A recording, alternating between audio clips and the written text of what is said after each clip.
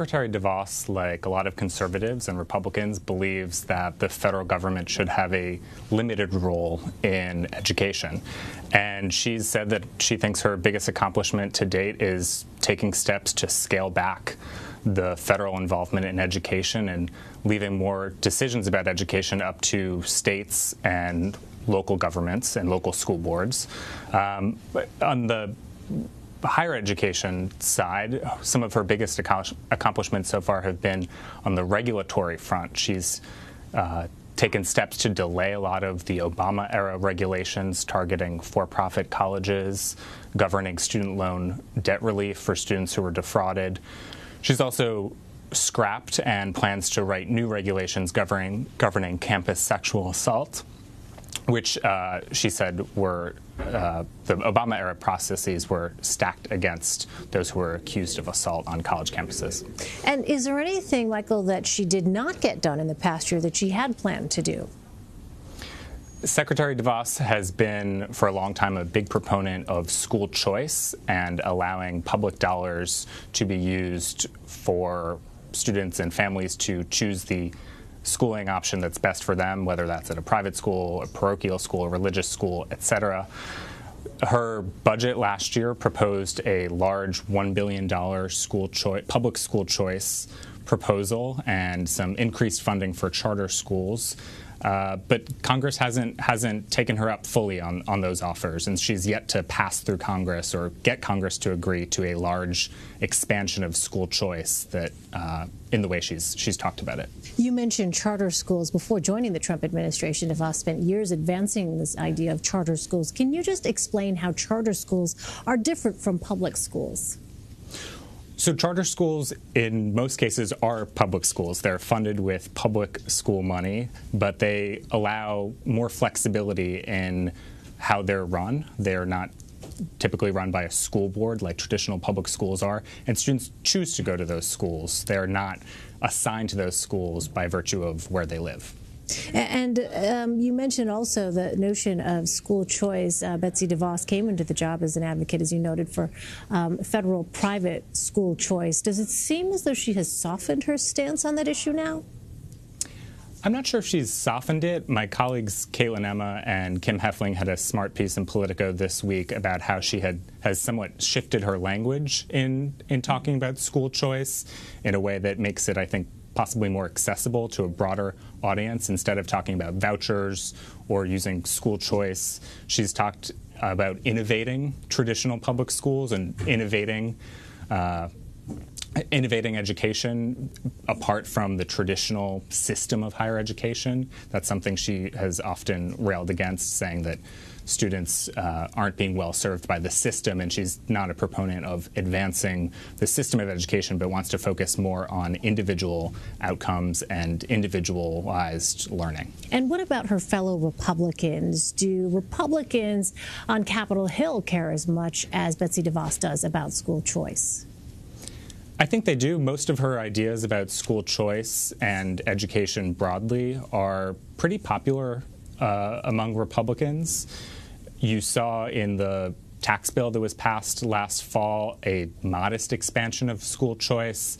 The law would now allows 529 savings plans, which traditionally people think of as ways to save in a tax-advantaged way for college. The new Republican tax plan allows families to put away money in those plans to be used for K through 12 education, spending money on private school tuition. As a political figure, is Secretary DeVos any less divisive now? You know, on the one hand, we're a full year from her very contentious nomination hearing and confirmation process. You'll remember that Mike Pence had to come in to break the tie in the Senate after two Republicans, Lisa Murkowski and Susan Collins, defected and voted against her confirmation. And in her first week on the job, she was blocked by protesters from entering a public school here in D.C. We've seen continued protests at some of her events, and we saw just this past week, to mark the one-year anniversary of her confirmation, teachers' unions marched on the education department. So on the one hand, I think she has maybe softened some of her language, but she still remains this very polarizing figure.